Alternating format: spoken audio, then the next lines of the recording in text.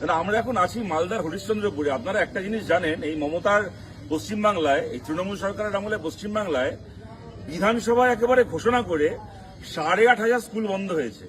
আর তার বদলে আমাদের রাজ্যে 15 বছরে নতুন করে 22,500-এর ওপর নতুন মদের দোকান লাইসেন্স পেয়েছে, নতুন মদের দোকান খুলেছে। তাই এই যে স্কুল বন্ধ করে মদের দোকান খোলা সরকারের আমলে খালি ঘোষণা করে স্কুল বন্ধ করা যে 8,500, কিন্তু তার বাইরে আরো অসংখ্য স্কুল আছে গোটা বাংলা জুড়ে যেগুলো অঘোষিতভাবে বন্ধ। সেরকম একটা স্কুলের সামনে আমরা এখন দাঁড়িয়ে আছি হরিশ্চন্দ্রপুরে, Malda Harishchandrapur DM junior high স্কুলের সামনে।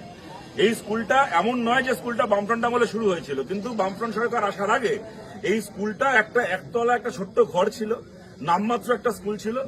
বামফ্রন্ট সরকারের হাত ধরে গোটা মালদার, গোটা বাংলার অসংখ্য স্কুলের মতো করে এই স্কুলটারও যাকে বলে উন্নয়ন মানে মমতা ব্যানার্জির মতো উন্নয়ন নয়, সত্যিকারের উন্নয়ন। এসএসসির মাধ্যমে, টেটের মাধ্যমে শিক্ষক নিয়োগ, ছেলে মেয়েদেরকে মিড ডে মিল দেওয়া থেকে শুরু করে তাদের পড়াশুনো, তাদের জীবনে প্রতিষ্ঠিত করার জন্য একটা স্কুলে যা যা পরিকাঠামো গড়ে তোলা দরকার সেগুলো গড়ে তোলা, প্রত্যেক বছর নিয়ম করে মাধ্যমিক উচ্চ মাধ্যমিক পরীক্ষা সময় মতো হওয়া, ফলাফল বেরোনো, এলাকায় কলেজ তৈরি হওয়া, এই কাজগুলো হওয়ার মাধ্যমে একটা এই গ্রাম বাংলার একটা সামাজিক ভারসাম্যের পরিবর্তন হয়েছিল।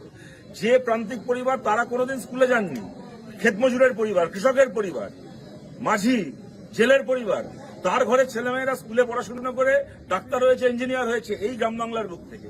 আজকে এই স্কুলটা বন্ধ হয়ে পড়ে আছে। কেন বন্ধ হয়ে পড়ে আছে? সরকারি হিসেবে কিন্তু বন্ধ না, কাগজে কলমে কিন্তু বন্ধ না, কিন্তু 8,500 ঘোষিত হয়ে বন্ধ স্কুলের বাইরেও যে আরো কত স্কুল বাংলায় কি অবস্থা তার একটা উদাহরণ এই স্কুলটা। দাদা বলছিলেন একটু আগে স্কুল, দাদা আপনি একটু বলুন এই স্কুলটার এখন কি অবস্থা? আমাদের এই এখন যে স্কুলটা আছে এই স্কুলে আমরাও পড়াশোনা করেছি, কিন্তু এই স্কুলে যারা পড়াশোনা করেছে তারা অনেকে কিন্তু ডাক্তারও হয়েছে, ইঞ্জিনিয়ারও হয়েছে, অনেকে অনেক ডিপার্টমেন্টে চাকরিও পেয়েছে। কিন্তু এখন যে এই বামফ্রন্ট এই টিএমসির আমলে এই স্কুলে ঘর হয়েছে, শিক্ষক নাই, বাচ্চাও নাই। কাগজ কলমে যেমন স্কুল চলছে, মাস্টারও আছে, কিন্তু বাস্তবে কিন্তু নেই। বলুন, শোনা যাচ্ছে না। কতজন শিক্ষক আছে এখন এখানে?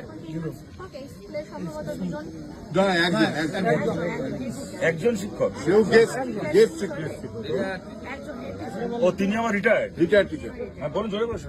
রিটায়ার্ড টিচার মুমিন কাকু রিটায়ার করে গেছেন, উনি গেস্ট হিসেবে আছেন এখন, গেস্ট টিচার হিসেবে। আর নিয়মিত শিক্ষক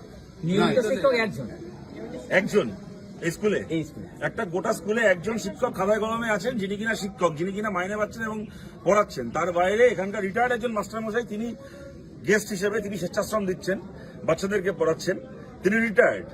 তার বাইরে একটা স্কুল চলছে খাতায় কলমে সরকারি হিসেবে, কিন্তু কোনো শিক্ষক নেই। এবং আমি যেটা বারবার করে বলছি, এটা খালি একটা স্কুলের ব্যাপার না, এই ধরনের স্কুলই বাংলার এখন প্রান্তে প্রান্তে ছড়িয়ে রয়েছে। এই ছেলে মেয়েগুলোর কি হলো? তারপর যারা এখানে পড়াশোনা করছে, স্কুল শুধু নয়, এখানে তো নাই, এখানে এরকম বহু আমাদের হরিশ্চন্দ্রপুরে আছে যেখানে কোনো শিক্ষক বলি নাই, ফাঁকা মাঠ, কোনো মতো প্যারা টিচার কাউকে অমুক তমুক দিয়ে কোনো মতো একটা রক্ষা করছে।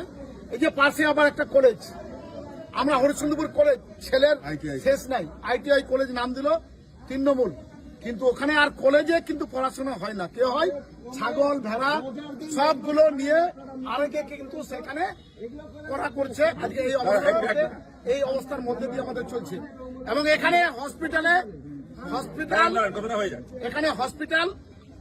হসপিটালে বামফ্রন্ট আমলে যা কাঠামো ছিল, এখন যা অবস্থা হয়ে গেছে, এখানে একটা ভালো সার্জন নাই, এখানে গাইনো ডাক্তার নাই, অবস্থা সে।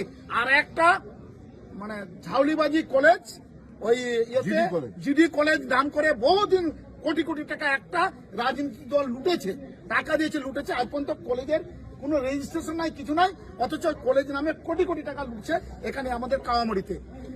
আর আমাদের এখানকার দুঃখের বিষয়, এখানে আছে মুখ্যমন্ত্রী প্রশ্ন করছে কি চাই, তো মন্ত্রী বলছে 2-4টা পোল চাই, আর হাজার হাজার সমস্যা নিয়ে এই সমাধান করার কেউ লোক নাই। আর মন্ত্রী চাইছে 2-4টা পোল। এই পোল মন্ত্রীকে আগামী বিজেপি তৃণমূলকে আজকে ঐক্যবদ্ধ আমাদের হতে হবে। এই যে গ্রামে গ্রামে যে কথাটা এর আগে বলার চেষ্টা করছিলাম, গ্রামে গ্রামে এই স্কুলগুলোকে কলেজগুলোকে বামফ্রন্ট সরকার তৈরি করেছিল গ্রামের প্রান্তিক পরিবারের কাছে শিক্ষাকে পৌঁছে দেওয়ার জন্য। আজকে আপনি যদি এই হরিশ্চন্দ্রপুর থেকে শুরু করে গোটা মালদা দেখেন, একদিকে সরকারি স্কুলগুলোর এই অবস্থা, আর প্রতিটা ব্লকে প্রতিটা পাড়ায় মিশন স্কুল খুলছে, মডেল স্কুল খুলছে। মিশন স্কুল মডেল স্কুল মানে কি?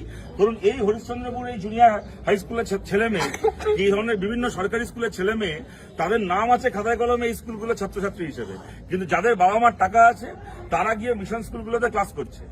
আর যার বাবা মার টাকা নেই সে পরিযায়ী শ্রমিক হয়ে বাইরের রাজ্যে কাজ করতে চলে যাচ্ছে, রাজস্থানে চলে যাচ্ছে, ব্যাঙ্গালোরে চলে যাচ্ছে, কেরালায় কাজ করতে চলে যাচ্ছে। যার বাবা মার টাকা আছে সে মিশন স্কুলে টাকা দিয়ে বছরে 1 লাখ টাকা, 1.5 লাখ টাকা, 2 লাখ টাকা দিয়ে ওখানে ক্লাস করবে। তারপরে সে মাধ্যমিক পরীক্ষায় বসবে, এই ধরনের সরকারি স্কুলগুলোর ছাত্র হিসেবে সে মাধ্যমিক পরীক্ষায় বসবে। সুতরাং যার বাবার টাকা আছে সে পড়াশোনা করবে, যার বাবা মার টাকা নেই সে পরিযায়ী শ্রমিক হয়ে বাইরের রাজ্যে গিয়ে কাজ করবে, আর সেখানে বাংলাদেশি বলে বিজেপির মার খাবে।